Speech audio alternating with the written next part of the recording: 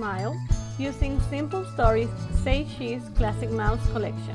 I love this collection. This is my second layout using it, and I have an idea in my mind that I want to have some rays on the left side of the layout using different pattern papers so I can showcase the different papers available in this collection.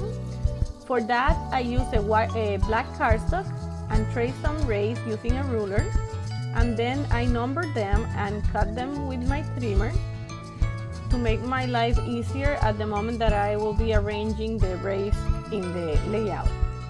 I select the papers that have a small patterns because these are rays that are not so big, so I want the patterns to be seen and the viewer can understand the pattern. I also cut them carefully because some of the designs have direction. For example, the hearts. I don't want the hearts to be turned or upside down. I want to be straight as they are supposed to be.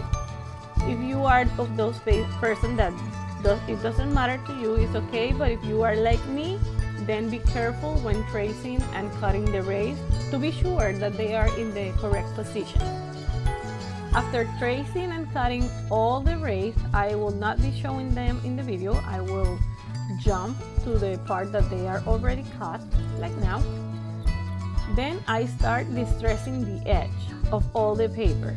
I distress all the edges just to give them texture, and I use repositionable tape to add them to the layout in case I have to move something. I start by gluing the pieces in the corner because for me it's easier to cut any excess or fix anything from the straight edge rays than from the corner ones. Here you can see the music notes on the top. You can see they are in a correct direction where you can find them properly. They are also the hearts, they are not turned. You can see them well in the red paper. This is what I was talking about. This paper don't fit because I left a little gap in between the rays to show the cardstock and make that space. I make that space just to have a gap there for the different patterns, just to have a jump in between the patterns. I like it more than having all the patterns together.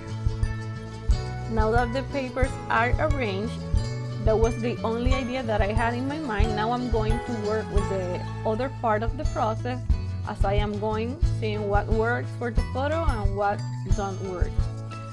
I'm using a washi tape. It is a flat design to create a line there, but it is too like perfect. Right now everything is in the center, too perfect. So I'm cutting a gray piece of paper. It has like some sailing anchors. I cut around them without damaging the anchor, and I'm going to add this piece in between on the right side of the ray. Sorry, I'm going to add it here. I remove the washi, and I'm going to reuse the same washi. If it is not gluing well, you can add liquid glue always. And now I'm going to add some color to the background. As you can see, now I have a bigger area of pattern papers on the left and a smaller area of white on the right. I like that more. And I'm adding yellow paint to the background. I'm using inks there. I mixed two colors, and I'm going to let it dry to see how it turns. I added a lot of yellow and it is a little bit darker than I was wondering, so I'm going to use white acrylic paint on top of it just to subtle the color there. You can see it is yellow but not so bright. Now I'm going to use black acrylic paint to make splatters around the background, around the yellow, and I'm using two different brushes to create different sizes of splatters. I made a boo-boo there on the right side with the brush. You can see a line on the right of the yellow paint. and I'm going to cover that later, but for now I'm working with the photo. I'm matting the photo using pattern papers from the 6x8 paper pad. For sure, I know that I want to match the photo in a red paper, so I glue it. It helps the photo stand out in between all the patterns because it's a darker color and it is bright, and it helps the photo stand out. And he is on his red robe. And these are the papers that I want to use in there. And I'm trying to arrange them. This is not how they finish, but these are the papers I use. Instead of having the yellow paper on that side, I turn it and use the back side, which is like an off-white with text. That's the only one that I changed.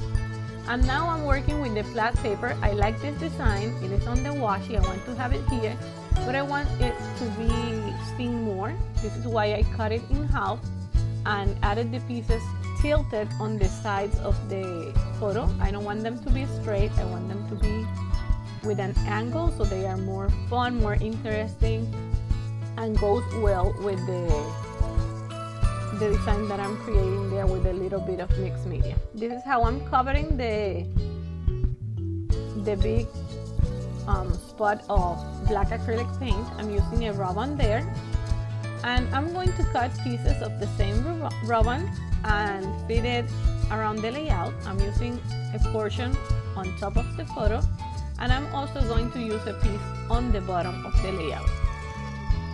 I'm adding it. I have a gap, so I'm going to add another piece of the rub-on. The photo is not glued right now. I'll do that later.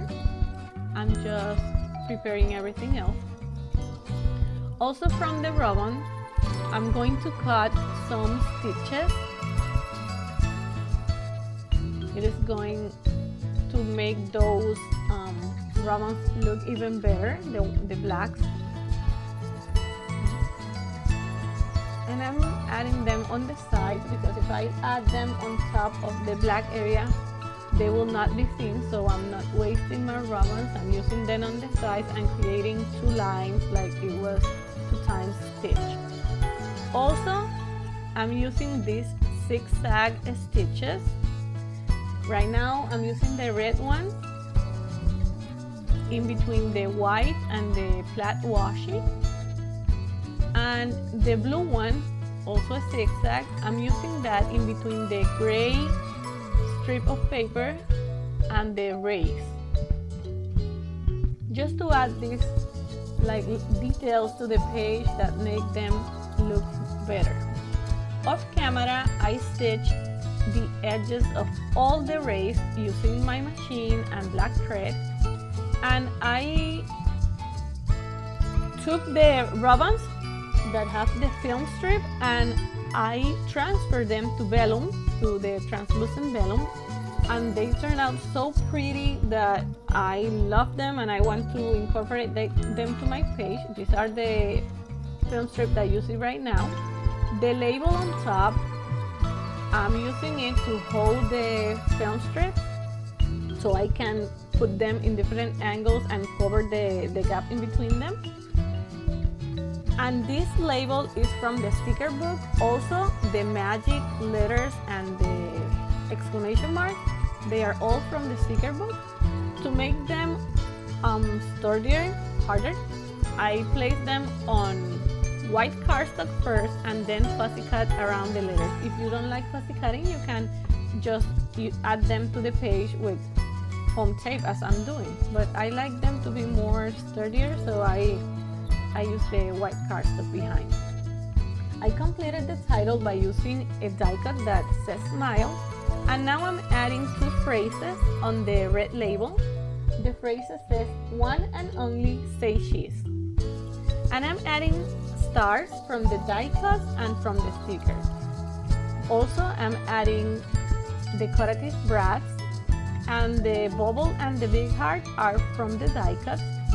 I'm adding basically all the embellishment with foam tape to give the page dimensions, and I'm adding them around the photo just to help it be the focus, because with all the patterns on the side, I need to work in the center area to capture the viewer's attention into the photo. I'm adding more stars there. This was so much fun to work with this collection and create this page. I love how it turned out. I wish I could stay all day creating with this collection. It's really beautiful. And this is how the page turned out. Off camera, I added another big brad on top of the That's Classic photo and used 2 enamel dots. I created my own hidden Mickey there. And I love how this page turned out. I hope you like it too and it inspires you to craft. If this is the case, don't forget to give this video a like and subscribe to my channel for more inspiration. If you want to follow me, all the links to my social media are in the description box. If you have any questions, please leave it in the comments area and I will be glad to respond to you. Thank you and have a wonderful day. Bye!